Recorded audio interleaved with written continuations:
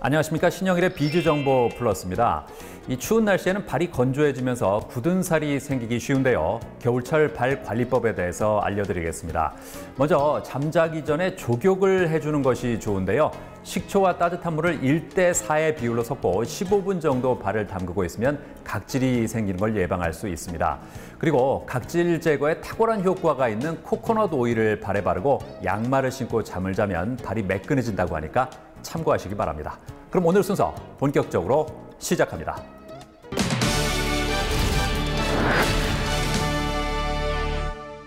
최근 어깨 통증을 호소하는 환자들이 늘고 있습니다.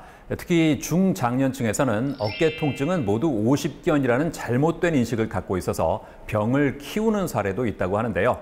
자, 그래서 이번에는 오십견과 증상이 비슷해 혼동하기 쉬운 대표적인 질환인 회전근개 질환에 대해서 자세히 알아봤습니다. 팔을 들어 올릴 때 통증이 발생하고 세수 등 일상 속 행동조차 어려운 지경이라면 회전근개 질환을 의심해 볼 수 있는데 어깨 통증의 대표적인 질환인 회전근개 질환. 지금 비즈정보 플러스에서 자세히 알아보자. 올바른 회전근개 질환 치료법. 360도 전 방향으로 회전이 가능할 정도로 큰 운동 범위를 자랑하는 신체 부위인 어깨. 움직임과 쓰임이 많은 만큼 손상 위험도 크며 한 곳에 문제가 생기면 주변 부위까지도 통증이 확산될 수 있다고 한다. 게다가 성인의 약 60%가 한 번쯤은 어깨 통증을 경험하는 요즘, 통증이 반복돼도 나이가 들어 생기는 오십견이라 생각해 방치하는 경우가 많다는데, 하지만 어깨 통증이 발생하는 원인은 다양하며 어깨 통증을 유발하는 원인 중 오십견보다 더 흔하게 발생하는 질환으로 회전근개 질환이 있다. 회전근개 질환은 중년을 포함한 노년성 어깨 통증의 가장 흔한 원인 중 하나입니다. 최근에는 스포츠 활동의 증가로 비교적 젊은 30에서 40대 사이에서도 환자가 많아지는 추세입니다. 어깨를 이루고 있는 중요한 4개의 힘줄이 있는데 어깨를 회전시키는 기능을 하기 때문에 회전근이라고 불립니다. 극상건, 극하건, 견갑하건, 소원건 4개의 근육으로 이루어져 있는데 이 부분에 마찰과 염증으로 인하여서 증상이 생기는 것을 회전근개 증후군, 정도가 심해져서 힘줄이 끊어지게 되는 경우를 회전근개 파열이라고 합니다. 회전근개 질환을 겪는 환자라면 팔을 들거나 돌릴 때 통증이 발생하며 간혹 소리가 나는 경우도 있다.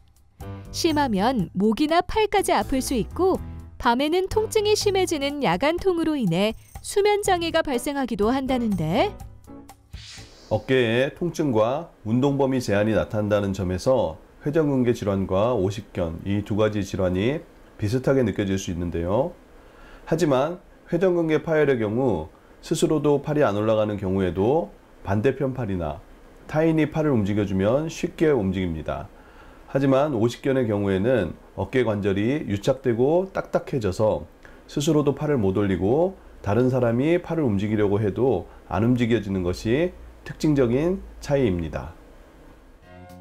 회전근개 질환을 치료하기에 앞서 환자의 증상과 진찰을 바탕으로 어깨 정형외과 전문의가 신체 검사를 1차적으로 진행하며 엑스레이와 초음파, 그리고 MRI 등 영상 검사를 통해 회전근개 파열 유무뿐만 아니라 파열 크기와 정도까지 파악한다는데, 회전근개 질환이 발생하게 되는 원인은 크게 내부적 원인과 외부적 원인으로 나누어지는데요. 내부적으로는 회전근 힘줄의 퇴행성 변화와 혈액순환 저하를 들 수 있고, 외부적으로는 뼈와 힘줄의 충돌 현상으로 인해서 발생한다고 알려져 있습니다. 최종적으로는 이 두 가지가 복합적으로 작용하며 어깨의 외상이나 과도한 사용 등에 의해서도 발생할 수 있습니다.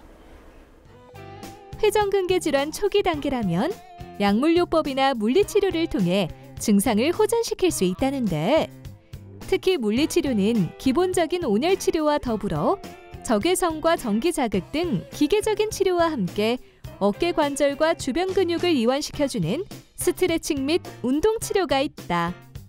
중간 단계의 회전근개 증후군에서는 인체의 깊은 부위까지 에너지 자극을 전달해 손상된 조직의 혈류 생성을 촉진하여 조직을 치유하는 충격파 장비를 이용하거나 도수 치료를 진행할 수 있다는데, 도수 치료는 도수 치료사가 어깨와 주변 근육, 인대에 대한 종합적인 이해를 바탕으로 수기로 진행하는 치료법입니다.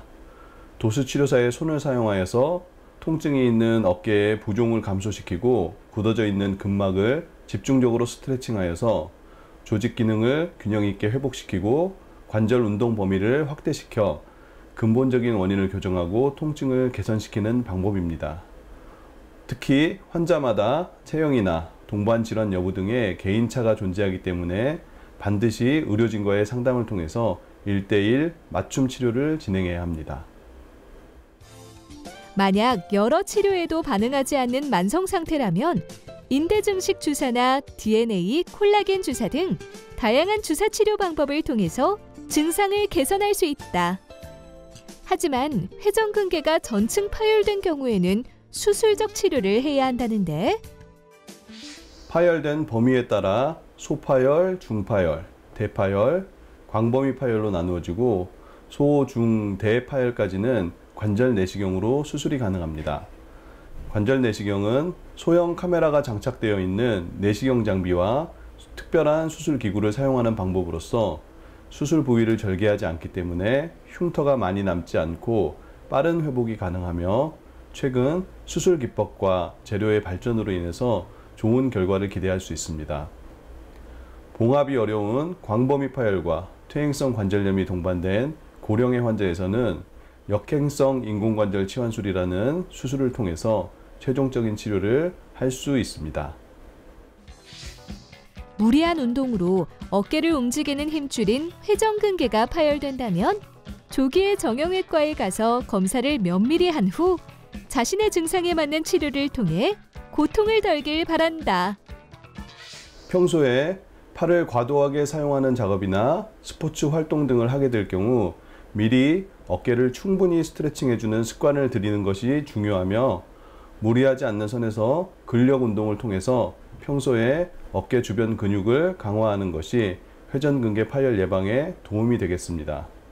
또한 경미한 통증이라도 몸이 이상 신호를 보낼 때는 이를 빨리 감지하여서 가까운 어깨 전문 정형외과를 방문해서 전문의의 진료를 보는 것이 좋겠습니다.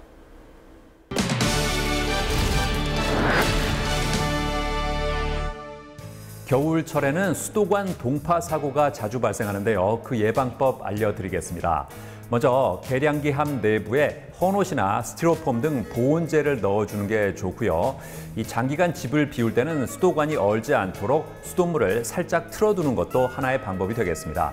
그리고 이미 수도관이 얼었다면 헤어드라이어를 이용해서 계량기 주변을 서서히 녹여주면 된다고 하니까 참고하시기 바랍니다. 저는 다음 시간에도 다양한 소식 가지고 인사드리겠습니다. 고맙습니다.